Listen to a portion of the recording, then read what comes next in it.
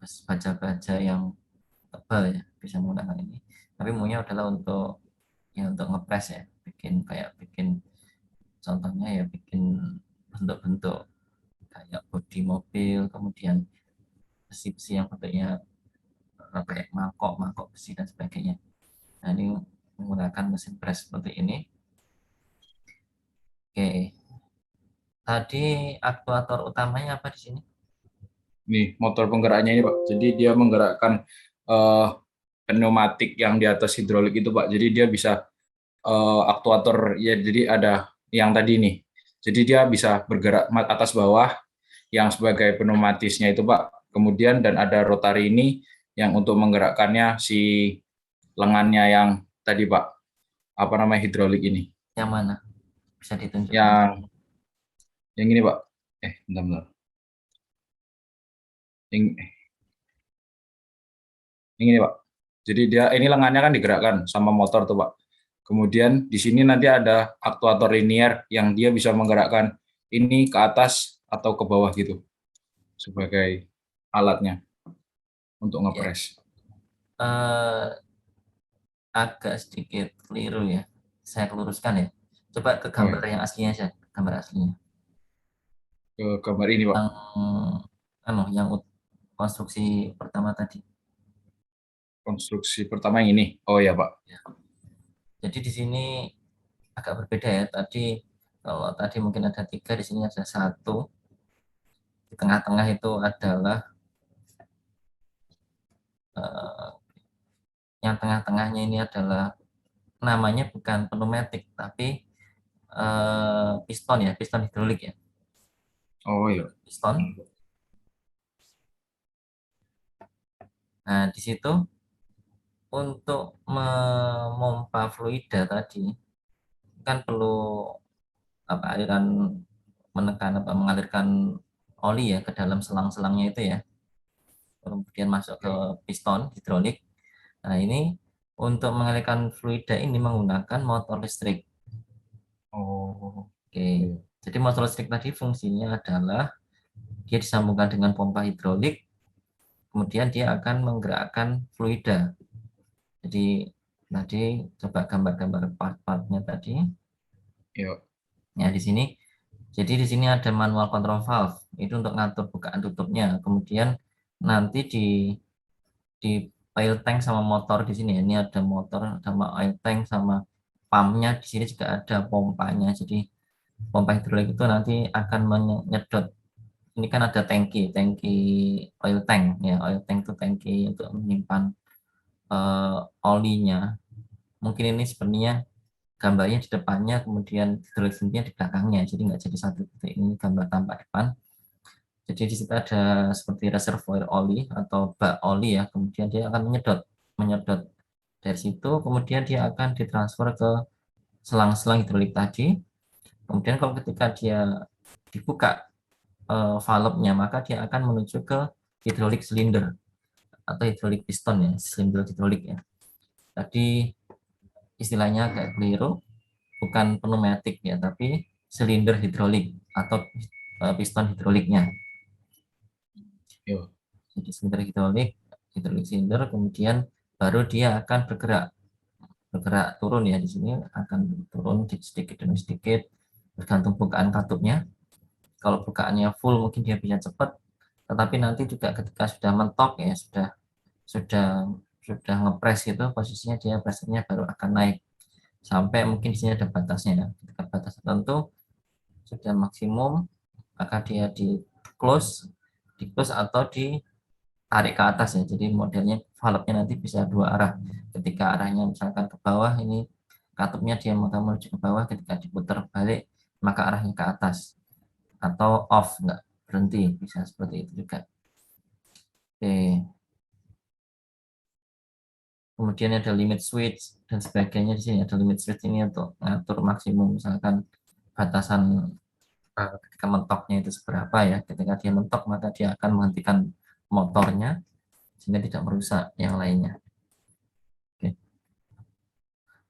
Ada pertanyaan dari teman-teman yang lain atau mungkin punya sistem yang berbeda yang yang otomatis, misalkan dia ada sensornya dan sebagainya.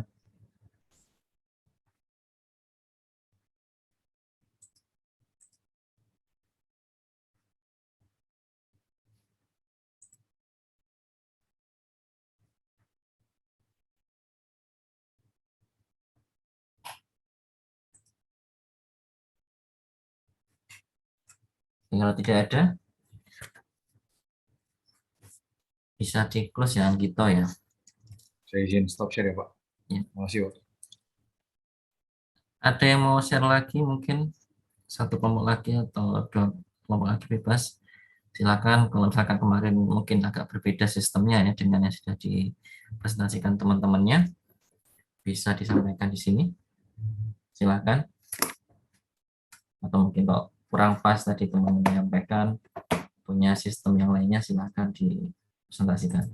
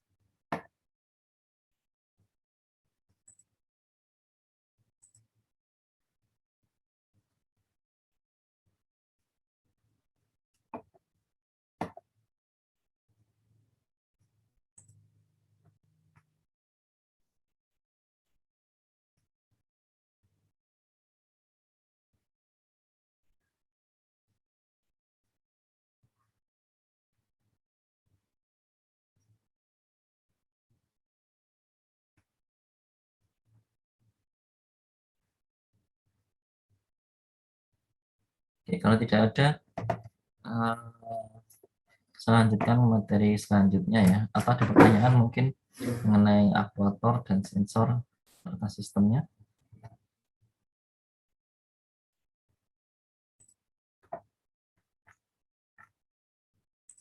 Mungkin belum Pak.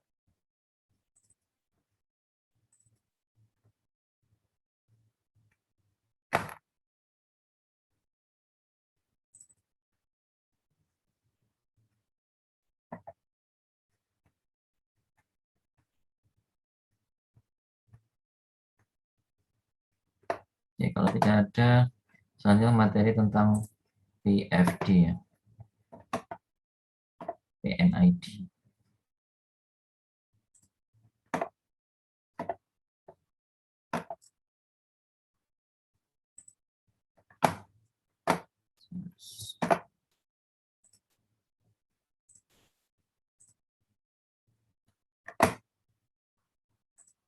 Sudah muncul ya share screen saya ya?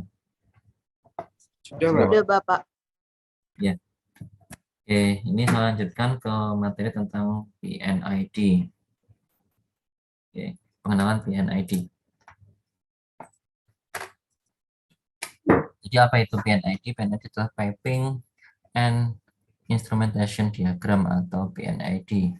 Ini diagram dari sebuah proses industri yang menampilkan pipa atau piping dari aliran sebuah proses berikut dengan peralatan yang terinstal dan instrumentasinya.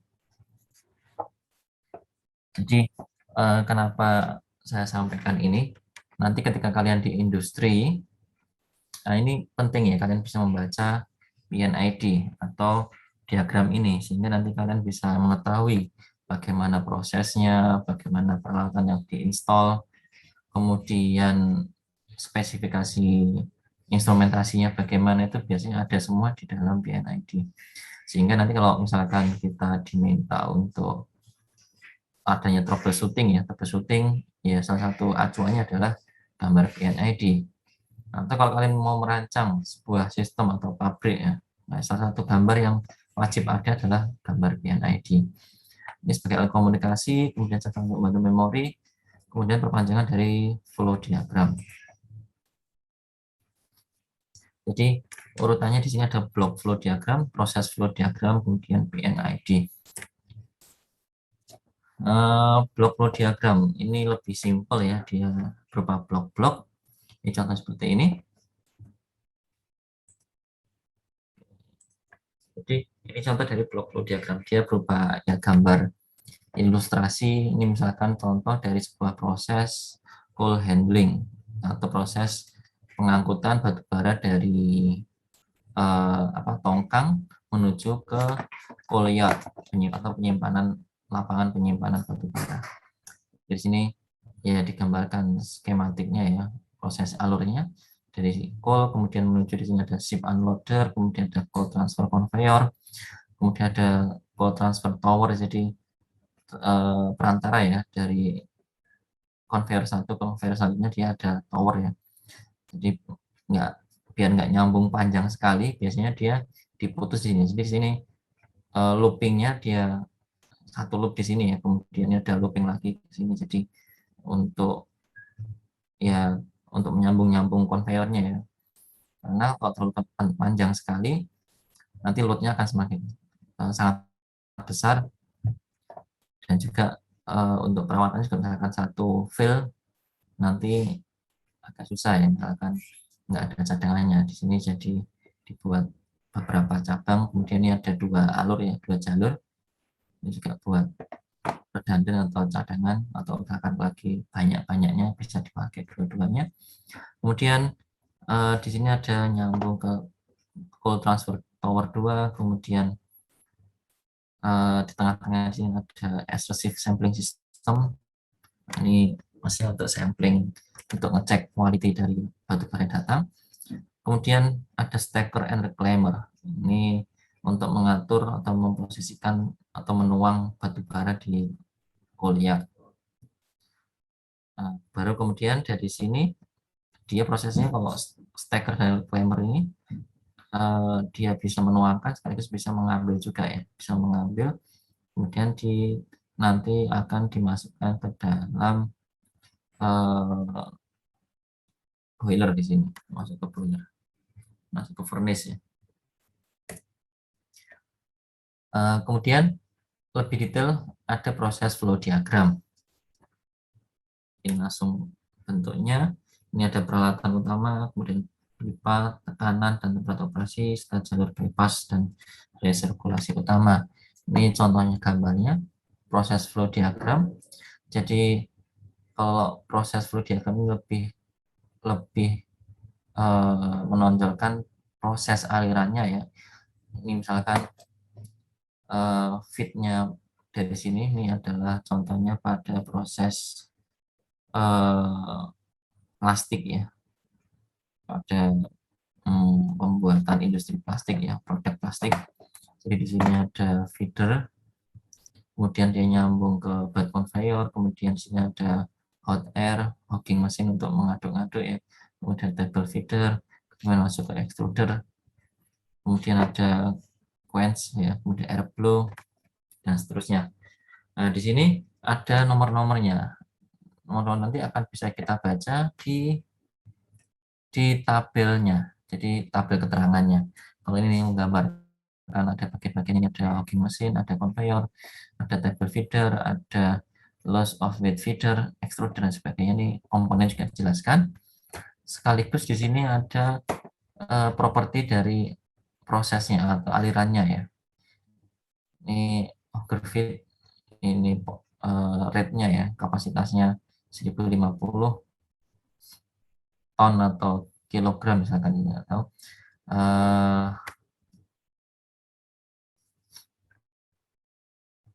kemudian kotorannya mungkin ada kandungan maksimum 2,6%. Ini average rate-nya ini atau rate kerjanya ya, kemudian design rate-nya bisa lebih tinggi ya. Kemudian other, jadi kandungan yang lainnya di sini adalah 2,1% ada airnya, boleh jarum atau kelembapannya. Kemudian drying air, ini water, kemudian airnya berapa persen, kemudian hogger discharge, dan sebagainya. Jadi ini lebih ke properti dari alirannya. Kemudian dari block flow diagram, proses flow diagram, kemudian masuk ke piping and instrumentation diagram. Jadi PNID ini ada sinonimnya ya, ada proses and instrumentation diagram, ada piping and instrumentation, kemudian mechanical flow diagram, engineering flow diagram, piping and wiring diagram, pipe and identification diagram. Ini tergantung pada jenis sistemnya biasanya. Kalau di oil and gas lebih umum disebut dengan PNID. Kemudian kalau mungkin kalau nanti di assembly ya, assembly atau manufacturing assembly bisa disebut engineering flow diagram atau mechanical flow diagram. Nah, ini.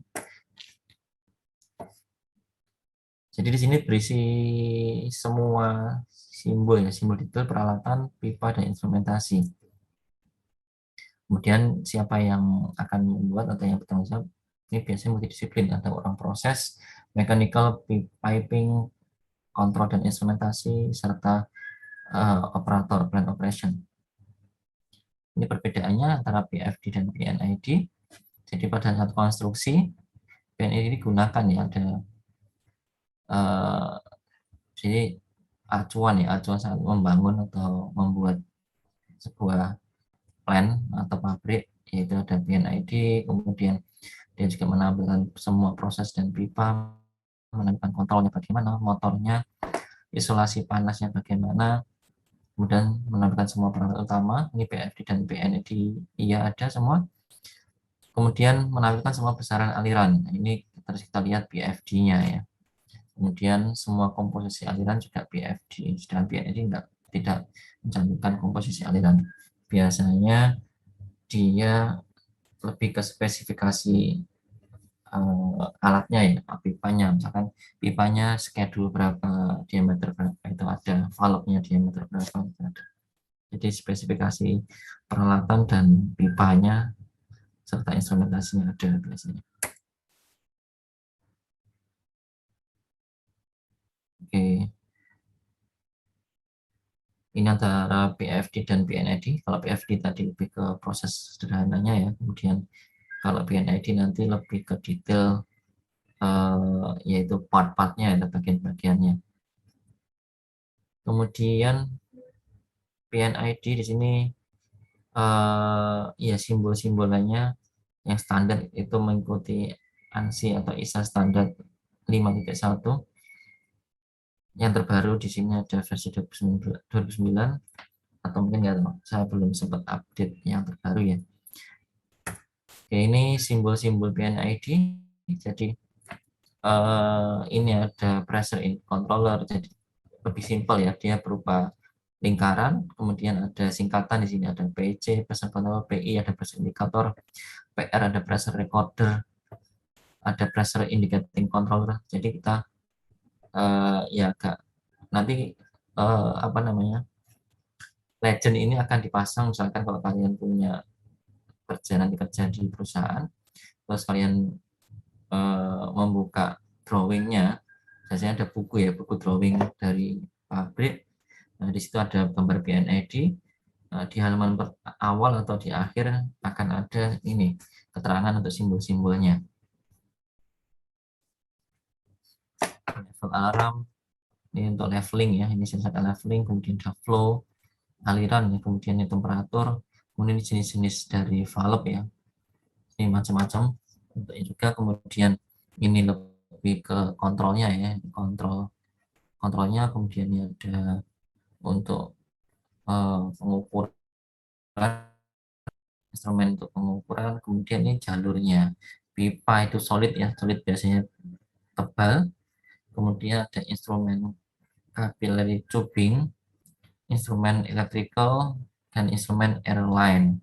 Jadi untuk kabel instrumen atau jalur instrumen itu bisa electrical, bisa capillary, bisa airline ya, bisa berupa udara. Kemudian ini tipe kontrol untuk valve biasanya bisa menggunakan hand control valve atau dia akan dikontrol dengan yang lainnya, apakah itu diafragma dengan pneumatik dan sebagainya.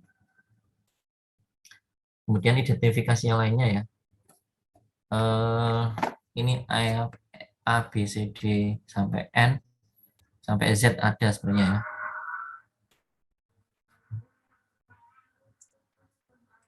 Jadi F itu lebih banyak dengan untuk flow, H itu hand, I itu current, J itu power dan sebagainya. Oke, nah, kemudian ini membedakan antara yang ada garisnya, tidak ada garisnya, no line ya, kemudian ada garisnya, kemudian di sini ada garis tapi putus-putus. Ini menunjukkan posisi instrumen ya, di mana posisinya, peralatan di mana. Kalau dia tidak ada garis tengahnya, berarti dia berada nempel dengan peralatan atau berada di lapangan. Kemudian solid line berarti dia posisinya di control room. Kalau dash line berarti dia posisinya di misalkan di control box atau kontrol panel ya, di mana tidak semua orang bisa mengaksesnya, jadi ditutup di box gitu ya. Ini contohnya ini kalau ada garisnya di sini berarti dia di control room ya. Jadi alurnya di sini misalkan ada HCl tangki pencampuran HCl ya. Kemudian di sini ini adalah peralatan utamanya, ada tangki HCl, ini kode-kodenya ya, dia nomor kodenya. Kemudian di sini ada motor dengan ini ada simbol mixernya, jadi kita mixing. Kemudian ini ada simbol valve ya. Kemudian di sini ada simbol sambungan, di sini ada sambungan. Kemudian di sini menuju ada level kontrol ya, di sini ada banyak level kontrolnya. Kemudian ini yang dipasang di apa namanya tangkinya ya, ini dia langsung dipasang di situ dan juga mengontrol kondisinya di situ. Kemudian dia juga ditransmisikan ke control room ya, untuk menjadi level alarm ya, low level makanya LAL. Oke. Kemudian ini garisnya juga beda-beda. Kalau misalkan dia solid line berarti dia garis pipa ya. Kemudian kalau ini tadi garisnya adalah pneumatik ya, atau ya pneumatic air instrument, menggunakan udara karena di sini menggunakan diafragma ya, diafragma valve simbolnya seperti ini. Jadi dia butuh udara ya untuk buka tutup katupnya dengan sistem membran.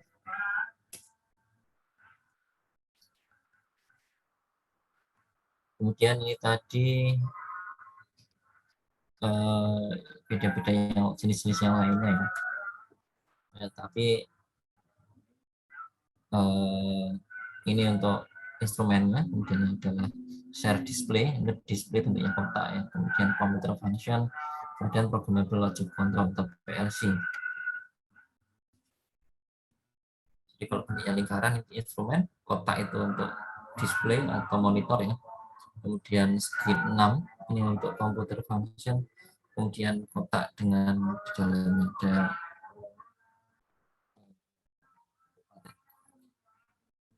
maka dia disebut dengan PLC. Sama. Kemudian simbol garis tadi. Ini instrumen supply atau connection ya, untuk proses. Jadi ini kalau solid line. Kemudian ini untuk ini belum advance signal, berarti tergantung nanti perusahaannya mau pakai apa. Umumnya yang dipakai adalah solid line, kemudian pneumatic signal garis 2, electric signal garis dash line atau garis miring 3 seperti ini ya. Ada hydraulic signal, ada capillary tube, kemudian electromagnetic sonic signal, internal system link, kemudian mechanical link. Kemudian ini untuk simbol on off sinyal ya. Ini pneumatic binary signal sama electric binary signal, hanya on off saja di sini. Ini sama, ini perhubungan proses, ini pipa, kemudian ini elektris, kemudian ini berarti tadi kita lihat kalau gambar seperti ini berarti dia pneumatic signal ya di sini. Nah ini garisnya 2, garis miring 2 jadi pneumatic signal.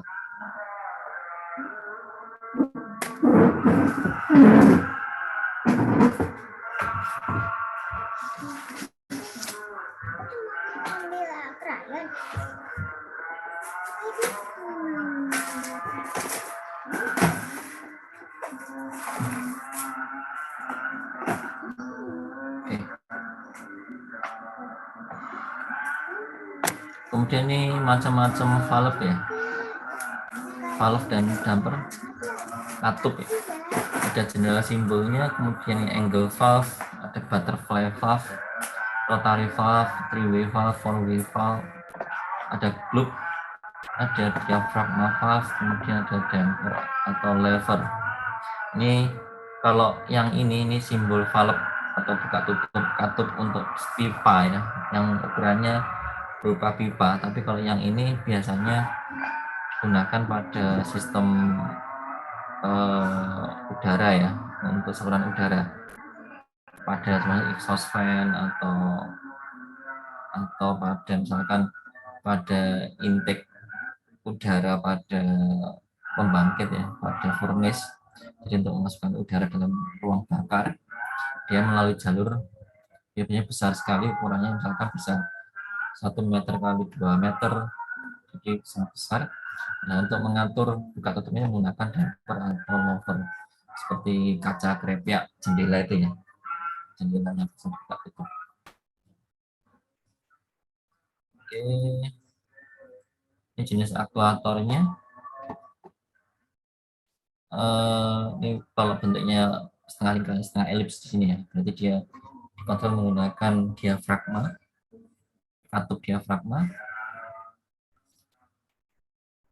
Kemudian di sini kalau ini diafragma dengan ini ada katupnya lagi ya, kemudian ini ada solenoid ya, kontrol dengan solenoid. Jadi kalau yang ini mungkin butuh besar dayanya ya, dayanya besar, sedangkan ini kan dia hanya untuk buka tutup instrumen air supply ya, jadi dia bisa menggunakan langsung dengan listrik ya. Di sini sinyal listrik, dia akan buka tutup solenoidnya ya, untuk buka tutup katup dari instrumen airnya. Kemudian ada diafragma dengan pressure balance, jadi ada elips ya. Kemudian rotary motor, kemudian ada digital, ada spring outpost single acting, ini untuk silindernya, tipe silindernya atau tipe piston hidroliknya ya. Kemudian aktuatornya ini ada untuk menggerak dari valve-nya, biasanya ada solenoid, kemudian ada ini adalah silinder ya, silinder. Ini single acting silinder, kemudian dual solenoid switching four-way steel valve, ada elektrohidrolik, kemudian valve aktuator, ada hand aktuator ya, ini simple, simpelnya huruf P. Kemudian pressure relief atau safety valve only, jadi dia menggunakan gas ya, jadi kontrol dengan gas, sehingga dia ketika dengan tekanan tertentu dia akan otomatis buka. Contohnya tadi sudah diperlukan ya, untuk mengontrol diafragma valve ini kita perlu udara di sini ya, dimana udaranya ini atau supply air untuk instrumen ini diatur menggunakan katup ya, dengan penggerak solenoid. Baru nanti solenoid nyambung ke kontrol room misalkan ya, atau ke sistem kontrol yang lainnya dengan bantuan sumber tegangan listrik. Ini ada motor dan sebagainya. Kemudian ada valve. Nah, valve ini modelnya adalah butterfly.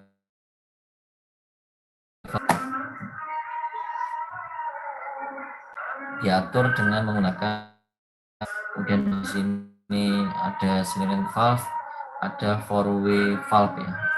Jadi dia bisa, karena di sini ada 2 buah inletnya pada silindernya untuk menaikkan dan memundurkan ya. Jadi untuk putar clockwise dan counterclockwise, maka dia perlu diputar alirannya. Kemudian ada operasi matematik.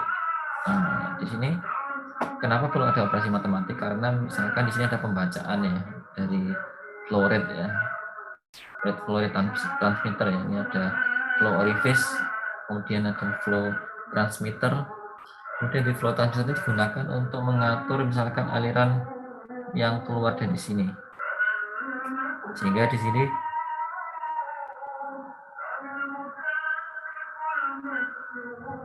ketika alirannya misalkan di set pada 10 liter per detik misalkan, maka ketika dia turun dia akan deteksi ini, kemudian akan buka katup lebih lebar supaya alirannya lebih cepat.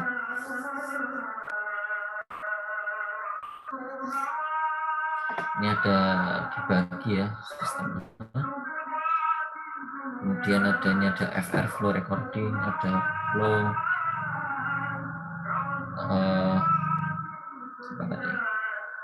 conversion ya. Jadi kemudian ada flow valve ya, di sini ada flow control tadi. Ini ada flow control. Kemudian di sini ada flow valve ya, untuk mengatur aliran di sini.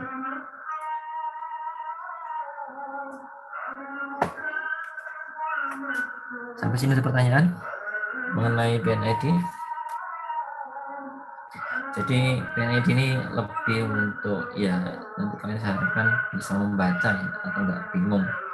Jadi kalau misalkan ketemu suatu problem di perusahaan atau pabrik ya, itu umumnya kalau kita ingin problem solving ya pada sebuah peralatan, misalnya kita pertama harus mencari buku BNID-nya, baru kemudian kita cek di situ ada alat apa saja, kemudian pipa yang nyambung apa saja, mana yang harus di stop dulu, mana yang tidak ya, baru kita lepas. Nah, seperti itu. Oke, kemudian ini ada analog input. Jadi untuk sensor ya, sensor tadi banyak sekali macam-macamnya, nanti tergantung pada aplikasinya apa. Ada analog, ada digital. Ada yang tahu bedanya apa? Beda input analog dan digital apa?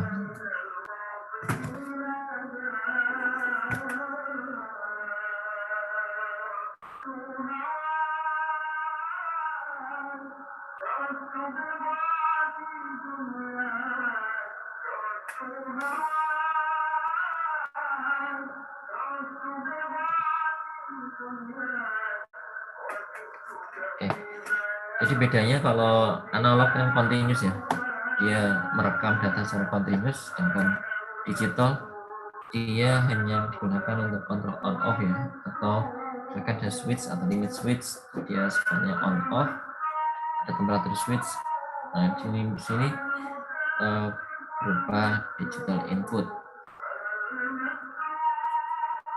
Oke, ini adalah logikanya, nanti kita bahas untuk programming logiknya, untuk di apa namanya, masuk sebelum masuk ke controller nanti akan kita bahas logika, kemudian programming, bahasa programming dan sebagainya. Sampai sini ada pertanyaan? Yang bertanya Pak. Ya silakan William. Oh ya Pak. Tadi berarti digital input itu yang high low itu ya Pak?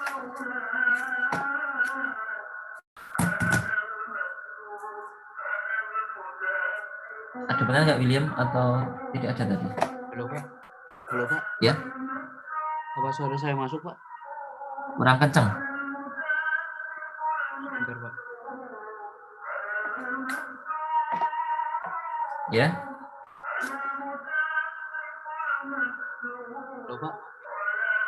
Ya agak kecil, tapi nggak apa. Silakan aja Pak. Oh iya. Mau bertanya Pak, tadi yang digital input itu berarti yang high dan low itu Pak? Iya. Yang 0101 itu ya Pak? Ya. 0101, tetapi digital ini nanti juga masuk ke dalam bentuk data serial data itu juga digital nanti. Jadi selain on off, nanti biasanya kalau misalkan digital data digital data ya. Jadi setelah dari sensor, kemudian dia kan bacanya analog ya, kemudian dirubah ke digital input misalkan on off. Kalau perlunya cuma hanya on off saja. Tapi kalau misalkan nanti dia tetap perlu analog, berarti kan misalkan dia masuk ke PLC yang di lapangan, kemudian misalkan kita ingin menarik data dari PLC yang di lapangan ke control room ya. Berarti kita gunakan ya kabel dengan ya kabel data ya, atau transmitter berupa digital data atau online data ya, seperti itu. Tapi di sini untuk digital input, atau digital input berarti ini lebih ke sensor ya, di mana operasinya dia kebanyakan on off ya. Seperti itu William ya. Oh iya Pak, terima kasih Pak.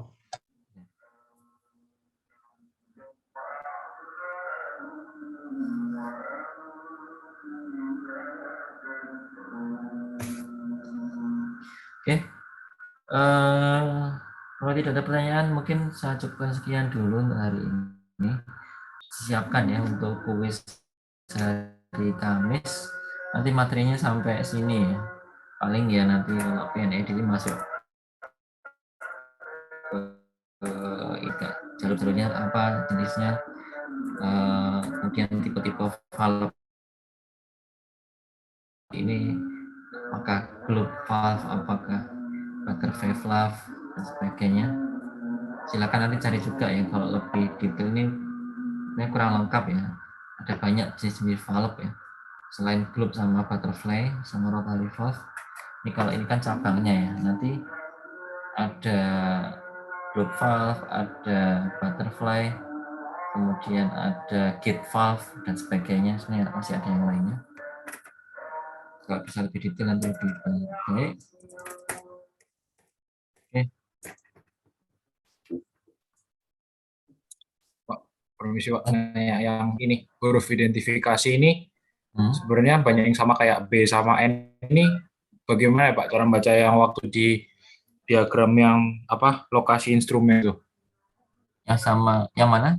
Misal ini, yang B ini kan user choice di kolom 3, terus kemudian yang N ini juga user choice di 5. Itu bagaimana cara membacanya waktu di tadi banyak kayak valve, terus kemudian ada yang lokasi instrumen itu Pak, yang slide di bawahnya itu. Berapa? 2 slide User di bawah ini choice Pak. di sini ini maksudnya ya nanti tergantung pada usernya mau difungsikan sebagai apa. Misalkan C ini apa?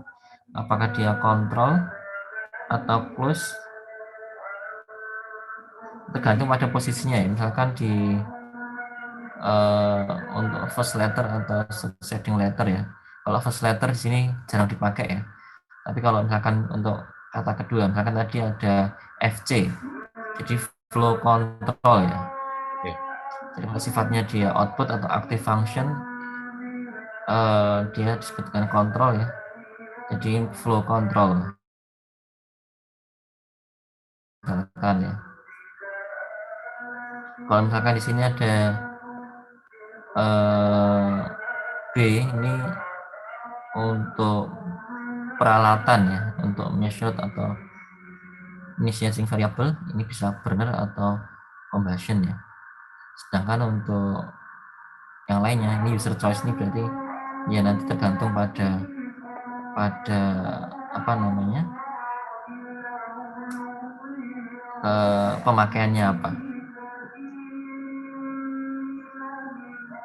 Jadi tergantung pembuatnya yang membuat ini ya Pak ya, instrumentasinya gitu. Iya. Kalau user choice itu berarti nanti tergantung pada si pembuat PNID-nya. Baik, Pak. Terima kasih Pak.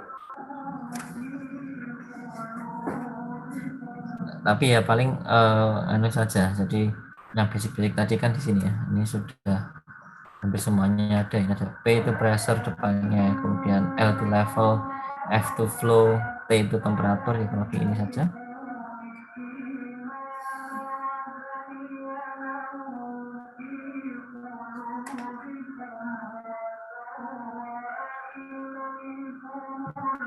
Oke. Oke, kalau tidak ada pertanyaan, saya akhiri ya untuk pertemuan hari ini. Silahkan disiapkan nanti sampai sini. Jadi mulai dari awal introduction, sensor, aktuator, kemudian PNID. Nantinya seperti itu. Nanti akan ada soal pilihan ganda dan soal IC. Soal IC nanti akan membahas di signal conditioning ya.